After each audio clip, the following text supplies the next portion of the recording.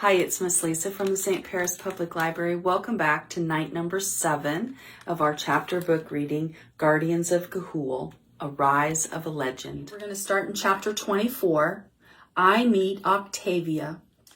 She was large. She was lazy. Her parents had given up on her, but she had a prodigious intelligence, and she would become my best friend throughout the many long years that were to follow. I had been flying over a slot in the cliffs where the sea broke in when I spotted a large, forgive me once more, bluish-green snake. She was reclining on a rock, hardly stirring. Indeed, I overheard her ask a blind nest-made snake to fetch her a minnow the next time it dove into the sea. The nerve, I thought. Why doesn't she get it herself? Suddenly I remembered that Dylan had told me about an enormously lazy snake who looked just like this one. Dylan had met her mom and Da once when she had worked for a spell in the honing pits. They had complained about their shiftless daughter, a problem snake and silly as a rock monk. When she wasn't lazing about, she was off flirting with fellows. I circled her 3 times with growing excitement before I alighted on a rock nearby. I cleared my throat in an attempt to rouse her. Nothing. I coughed a bit louder and saw her eyelids flicker. "Pardon me," I said. "I could not help but notice how handsome you are." Her other eyelid flickered now. I was getting someplace. "I've never met a greenish-blue snake before." At that, she exploded from her relaxed position and coiled up, hissing like nothing I'd ever heard. "And you're not now, huh? You're not meeting a greenish-blue snake, you poop-brained idiot. And what's this ish business? Sloppy language, greenish-blue, outrageous, an offense to my species, my class, numbskull." "What are you then?" I asked. "Let's start with what I'm not. I'm not a cyan verdigris, but a cyan celadon." "I'm so sorry. For a snake of your beauty, your absolute pulchritude, I can imagine the offense." I was really laying it on thick. I could tell I was dealing with a snake who wasn't just lazy but vain, too. I was willing to do almost anything to get her in the division. I sensed potential. Glocks knows how, but I did. If Moss could recruit snow leopards who spoke in a strange dialect that owls often only half understood, I should be able to recruit this one snake. "Pulchritude?" she asked, a question in her voice. Perhaps she had never heard this word for beauty, or was impressed that I had. I pushed on. "There is a grandeur to you, an elegance enhanced by your size, and I suppose that it is what first attracted me." The momentary flash of confusion in her eyes stopped me. "Are you trying to woo me, owl?" she said warily, her eyelids closed, showing just glittering slit of green. "No, I was actually attracted to you for quite another reason." Now I clamped my beak shut. Let her wonder. Silence filled the air, and her scales began to twitch with curiosity. "Well," she said. "Well, what?" I replied with a half yawn. "Are you going to tell me what compelled you to light down and insult me with the ish word?" I was playing her now, and rather enjoyed it, I might add. A terrible breach of conduct on my part. Please forgive me. Her eyes closed until I could see only a hint of sparkling cyan, like the tracery of a distant shooting star. "Listen, Buster, I don't give a white splat of seagull poop about apologies. Tell me why you decided to set yourself down here." I leaned in. "This is top secret. You must not breathe a word to a soul." "Agreed," she said curtly. "I have been charged by General Andreas Tito Alba to form a new division for the war. We are recruiting the best of the best, not just owls, but snow leopards." "Snow leopards?" "Yes, and I paused a few seconds. "Killian snakes." "Killian snakes? How will they serve?" "Some as ground troops, some in the air." "In the air? How?" she demanded. They'll fly on top of owls, I answered. We have a training program going on now on darkfowl. No, she gasped. Yes, I could see I was beginning to reel her in. We'll set some snakes down in enemy territory. We especially want to use them for espionage. Espionage. The word slithered off her forked tongue. Exactly. The beautiful snakes will be better able to insinuate themselves into situations than unattractive snakes. But I also need snakes that are large and strong. I can bust rocks like nobody's business, fella. My name is Lies, by the way. Lies of Keel. Well, Lies of Keel, sign me up. The snake paused and then uncoiled herself to lie flat, not for rest, but in a gesture of submission. I am Octavia, your humble servant, willing to follow you into battle. I cannot describe how touched I was by her words, her gesture. She had been my humble servant through war and peace, through death and despair and joy. She kept me going when I thought there was not another wing beat in me, and I might add, she never had another lazy day in her life. Chapter 25. Octavia Flies. Octavia began her training that very night. Teach me now. Teach you what? To fly on your back. But Octavia, first you have to get to darkfowl. It's not a long swim. The currents this time of year will carry you there swiftly. It's not as fast as flying, she said, slyly narrowing her eyes. You can teach me. I've never taught a snake. Other Killian snakes teach the snake recruits. But you've certainly carried snakes during their training, or how could they learn? Come on, let's try it, she said, and there was something so persuasive in her voice that I couldn't resist. You have to remember that a whiskered screech is definitely a mid-size owl, perhaps even the smaller end of the mid-size range. We are 3 times the size of a northern saw-whet or a pygmy or elf, but far from the huge dimensions of the great gray or an eagle owl. I staggered a bit when Octavia, who was no sylph, crawled onto my back. Get used to it, she said gently. Walk around a bit. I'm not a burrowing owl who are known for their ability to walk, run, or even dig earth with their strong legs, and the thought of stomping around with a load of snake on my back wasn't especially appealing. So I did not walk far. In fact, I took only 2 steps before I turned directly into the wind. Why are you turning this way? Octavia asked. Your first lesson, I am calculating the headwind and crosswinds. Owls always take off into the wind. Why? Because a headwind generates more lift. I want you to partially engage your ESPs for takeoff. This will accelerate the climb. I heard the whisper of Octavia's extension scales plate as they began to unfurl. It was incredible. I lifted off in half the time it normally took carrying a snake, and Octavia was the largest snake I'd ever transported. She began instinctively to do the same special breathing the Killians had mastered for swimming underwater. The breathing inflated her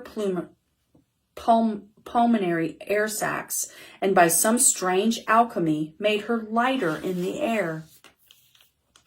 Great Horrocks, Olivia exclaimed. I can't believe it. I'm almost at a loss for words. I had a sense that this rarely happened to Octavia, but then I caught sight of her shadow printed against the moon as she reared in a spiral on my back. Together, we made a fantastical 2-headed creature of wings and helical twists soaring through the night. This is the most wondrous thing. I'm rapturous, she cried, and the words rang into the sky. Never had a snake aided an owl so superbly in flight. To see her unfurl those immense scales that collared Octavia's neck stirred my gizzard. She was intuitive about the winds. To fly well, one must deploy all the natural devices that we owls possess. There are our principal flight controls, our wings that flap up and down and propel us forward. Then there are the smaller secondary movements of our wings that shape our feathers to take fullest advantage of the wind. Through these minuscule adjustments, we can avoid wind yaws and pitches from unexpected gusts that sweep in sideways and throw us off balance. Now, with the Killian Snake's ESPs, especially Octavia's, it was as if we had gained a third set of controls that revolutionized combat flight. Soon you could hear owls shouting, "Bless Hordo," or Killian snakes crying out, "Bless Glocks," during different maneuvers. Within 3 days of our return, Octavia had been promoted to the rank of Master Sergeant and served alongside Hoke, Gilda, and Dylan, instructing other Killian snakes on biflight, the term we settled on for aerial combat using snakes and owls. The first time I heard an owl say, "Bless Hordo," my gizzard quivered with joy, for I knew my idea for the Glockspeed division was truly working. An assortment of different species was coming together in a combat unit, and it was none too soon. The news from the front became glimmer every day. There was now so many orphaned owls that refugee camps had been set up for them. If Bileric invaded, who would take care of the young ones? Would they be raised under the tyranny of an evil owl? What kind of world would that make? Lil and I were spending a great deal of time together, both while we trained and off the training field. We were frightened to talk about a future. With the war growing hotter, it seemed like tempting fate. We lived from night to night, and after all the drills and strategy sessions, as the blackness began to thin into the pink pale of dawn, Lil and I would meet and fly off as far as we could get from the academy. If the temperature was right, we played scooter scotch, sliding down the winds towards the sea, our shadows dancing on the sun-splashed water. But the best times were when we found a little patch somewhere and talked, telling each other of home and our hollows. We tried not to think of war. I told her about my strange Tatya Hanja, who always appeared at the brink of impending disaster. Lil chirred when I told her these family stories. I loved the sound of Lil's laughter. It was so rich and lilting, like the song in itself. But I wondered if we would ever have new family stories to tell. Every day brought us closer to the season of Sophonisson. The slightest change in temperature rattled my gizzard. I had vivid daydreams of melting ice and Issenblumen and ice flowers that sprouted in spring at the edge of glaciers and avalanches. In my dream, the Issenblumen melted into pools of blood, soaking through now scattered with broken and singed feathers.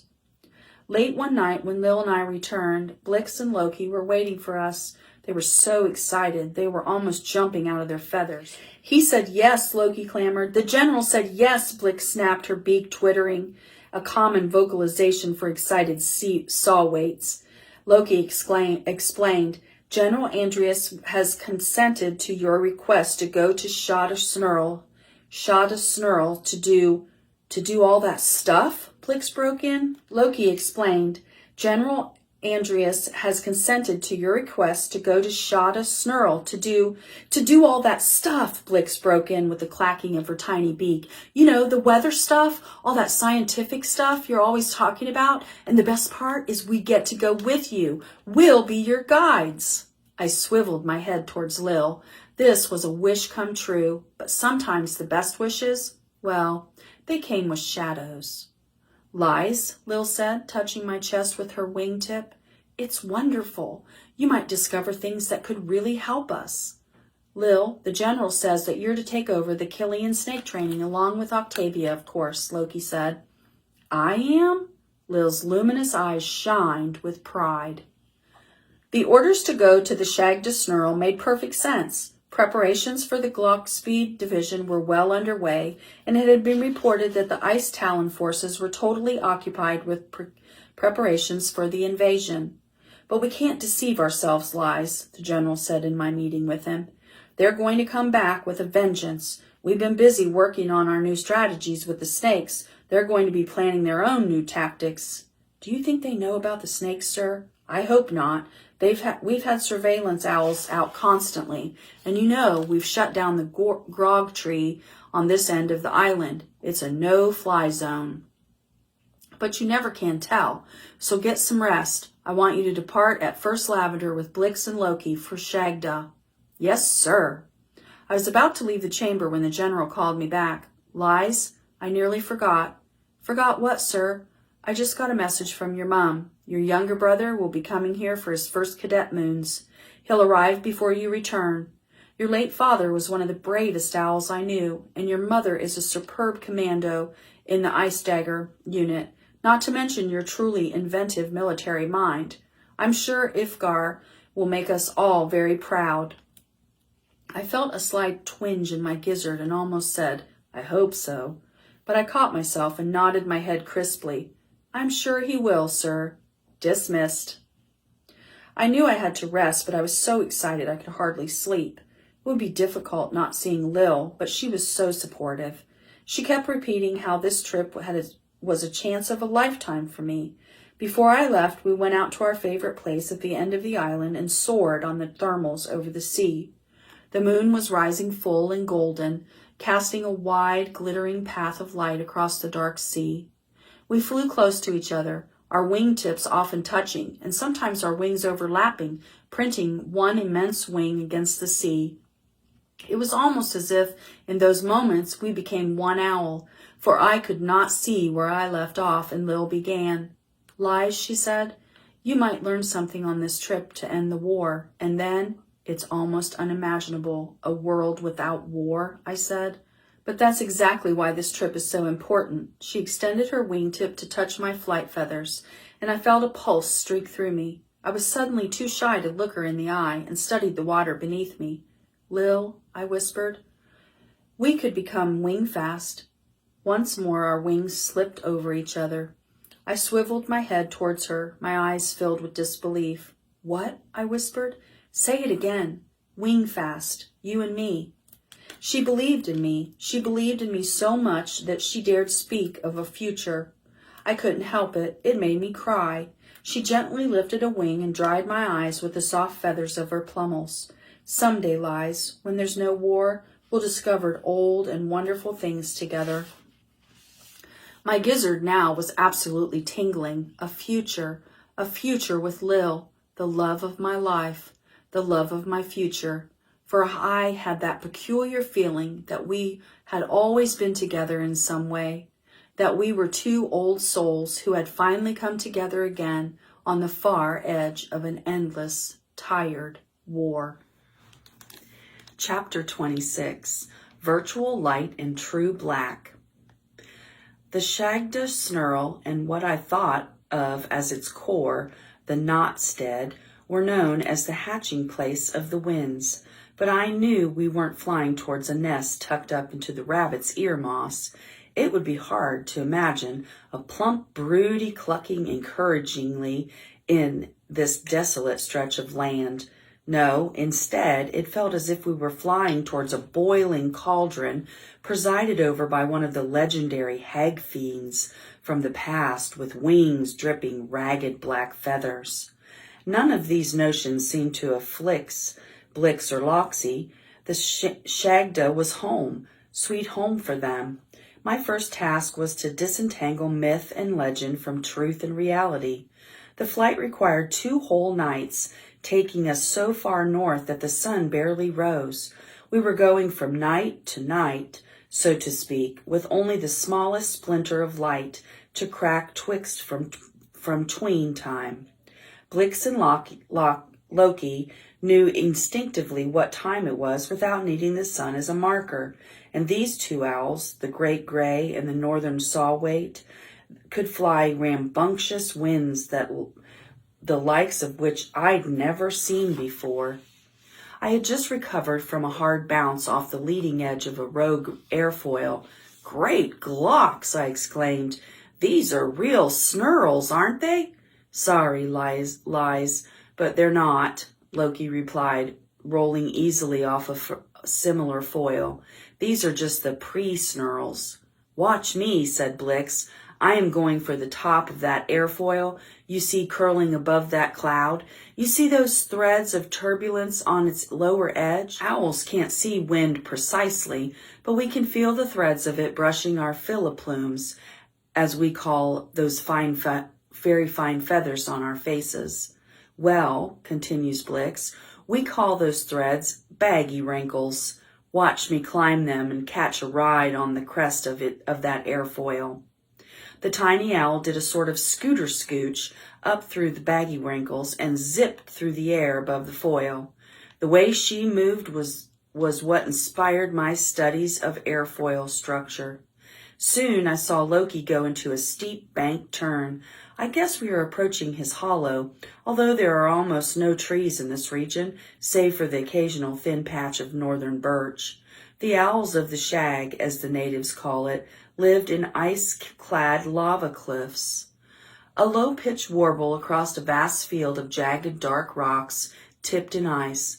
Woo! Hoo! It was the unmistakable call of a great gray. Loki! Mom! Loki hooed back. A great gray flew out of a cleft in the cliff to greet us. One of her wings was bent, which gave an odd slant to her flight. Dear lad, my dear, dear lad, she cried, and darling Blix. Introductions were made, and we were led into Winifred's hollow, a kinder, lovelier gray I have never met. I just put a naked rock monk on the coals for myself, she said. But Loki, dear, why don't you go out and fetch some more? There's a mess of them scrambling around on the rock where you used to take off to play scooter scooch. Naked rock monk, I repeated. I never heard of such a thing. They're native to the shag, lies. New taste here, you know. This was quite the understatement. I had never tasted cooked meat before. When Loki returned with 3 more of the rock monks, Winifred slapped them on a bed of coals from the shores of the lava lake. You didn't by any chance see a peregrine, darling, did you? She asked. No, Mum. Why would there be a peregrine around here? My question exactly. This is the most unpopulated place on earth, especially lately. Yes, I replied. The front has moved far from here. I don't go out much, you know, she said. Lots of my old friends have died. There are still a few families around with young'uns serving, probably grandchildren, if anything. We are not a young crowd up here, she paused. We're not a crowd at all. That's why I like it, she added brightly. Loki's mom had been injured and her mate killed in the battle at Furthgott. For a time after, she served as a quartermaster in charge of weapons inventory and delivering systems to the fields. She was especially interested in our idea for mid-air reloads. I am so proud of you, lad, she said, her voice breaking. Oh, Loki, the Major would have been so proud of you had he lived. The naked rock monks were simply delicious, so succulent. They were called naked because they had no fur whatsoever. They didn't need it because they lived in the warm tunnels on the rim of the lava lake. We stayed at Loki's mum for a few days, and I explored the variety of steam vents, smee holes, and layers of thermal air around the area. It was as if the landscape was constantly shrouded in sea smoke, except there was no sea around. The whole landscape was covered in rock that had melted eons ago and solidified. As fascinated as I was by the shag, I really wanted to get to the Knockstead, the coldest and most desolate place on earth. There was a volcano with a lava lake there surrounded by several ice caves, and these caves fascinated me the most. This was the safe season to visit, according to Blix and Loki, because the volcano was quiet and not hurling lava bombs into the air. I was terribly excited as we approached the Knockstead. We flew over a long, dormant volcano, its crater like a charred crown rimmed in silver frost. I could feel an acute drop in temperature. I wanted to know how ice could form so close to fire. Would this ice have special qualities that we could use in some way? I dreamed of an entirely new arsenal of equipment that we might unleash on Balearic. The winds were ferocious, and the ice that fringed the cave entrances was scalloped by the constant onslaught from these gusts. Wind sculpting, Blix explained. When I looked across the top of the craters, I could spy the northernmost reaches of the Bitter Sea, a cold, cold sea choked with ice. We want to show you something before you start your studies, Blix said in a somewhat ominous voice. Are you sure, Blix? Loki asked. There was a flash of apprehension in his yellow eyes. I was immediately burning to see what Blix wanted to show me, burning, that is, as much as one could burn in a place like this. It's going to give you the creelies, Loki warned. I mean, you're going to wilf. The first time I saw it, well, I wilfed so much that I was almost as small as Blix. Just take me there, I screeched in frustration, though it was hard to screech above the wind. All right already, Loki said and spread his wings. We entered an ice cave on the north side of the extinct volcano. The opening was not much more than a slot, and Loki had to tilt his immense wings at a sharp angle to pass through. This slot wasn't always here, Loki said. It opened up the summer before we went to the academy, Blix explained. It was even smaller then. It was a really tight fit for Loki. Aha, I thought, remembering how bashed Loki's wingtips had been when I first met him, and his lame excuse about molting. Follow me, Blix said. I know the way. We followed a long, winding tunnel, flying in some places and walking when the ceiling got too low. The slot began to enlarge eventually, and we came into a spacious cavern. The air was very still, and we couldn't even hear the wind howling outside. There was barely any light. I was so curious, I could almost feel my pupils enlarging. Then I saw it, something white hanging from a spike of ice in the distance. What is it? I whispered. A face, Loki said, his voice trembling. A face of what? Of an other. My heart skipped a beat. This truly was the place where myth and legend collided. Chapter 27, Myth Meets Truth. Look at his feathers, Blix said as he inched closer. Feathers, but not wings, Loki whispered. I don't think those are feathers, I said. What are they? I'm not sure, I replied, peering at the strange creature. How did he get here? I asked. You said the slot just opened before you went to the academy. There's a crevasse at the very top. We hadn't noticed it when we used to fly up here because it's iced over. This other must have fallen through long, long ago. The other was the most peculiar creature I'd ever seen. No myth could have been stranger than the truth that confronted me. I poked gently at the body. It swayed slightly. It was definitely not clad in feathers. Its covering was made from some kind of woven material, like so many of the relics discovered in the ruins of others in the southern kingdoms. A peculiar contraption was attached to his back, almost like a very large bodkin a blacksmith might carry. Metal objects that looked like gizzard rippers hung from the creature's sides. They roused my curiosity.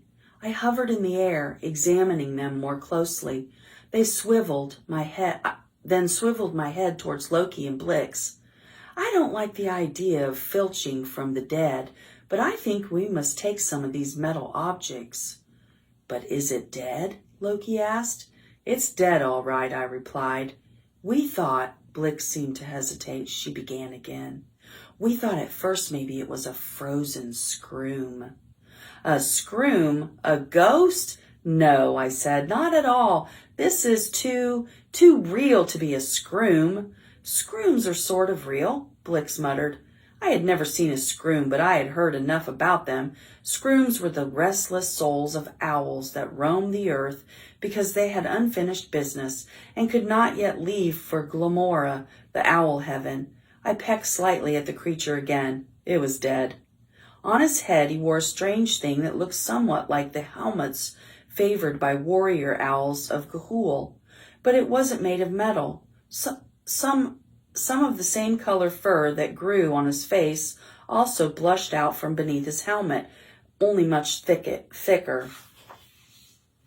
I thought about what Blix had just said, how scrooms were sort of real. I turned to look at the tiny owl. Yes, scrooms are sort of real. I won't deny that such things exist, but I feel they exist because of our memories. We have no memories of this creature, so it cannot be a scroom. I was not sure if what I said was true, but it felt true to me. I realized that this is a peculiar comment from an owl like myself, who purports to be a scientist and relies on data, testing, and experimentation. I pecked at the creature again. You can't peck at a scroom, I said. It would simply dissolve. This other wasn't dissolving, far from it. Indeed, I began to wonder if the reason it was so well preserved had something to do with the frigid temperature and dry air of the Knockstead. For the next several hours, the three of us worked on picking loose the metal spikes and the loops that hung from his sides. Loki and Blix agreed with me that it was important for Orf and Thora to take a careful look at these. We didn't think they were weapons, but perhaps we could adapt them in some way for combat. Can you fly with that, Blix? I said, looking at her as she took off from a ledge with a loop in her talons. It's heavy, but if I can balance it just right, I think I can, she said. We were most interested in the spike. On further examination of the other's bodkin, we discovered a quiver-like object into which the spike fit. Interesting, Loki said as he shoved a spike into the quiver. I heard a tiny click, as if something had engaged. Suddenly there was a loud crack, and a flame shot from the quiver. The spike whizzing by Blix and missed her by a sliver. It stuck in the wall of the ice, still burning. Holy Glock, she exclaimed, staggering in the air with the loop still clutched in her talon. That wasn't a quiver, it's a launcher, a fire launcher. So it sounds like they found a hunter or a hiker that fell through a crevasse in the ice and died hanging there from his ropes, and he had a gun. So it sounds like they found a gun. A fire launcher, Loki said. This is far more dangerous, far more powerful than fire claws, and it doesn't damage our talons. This is the weapon of the future. I was still dazed by what we'd seen. My eyes fastened on that flame that was still burning in the ice wall. How had the spike been ignited in the first place? I recalled the click I had heard just before the loud crack. Had there been a little spark then? Was there some sort of fuel in the launcher? I remembered the sap in the pine that had caused the tree to explode the night Lysa died. Before we left, I wanted to examine our weapon.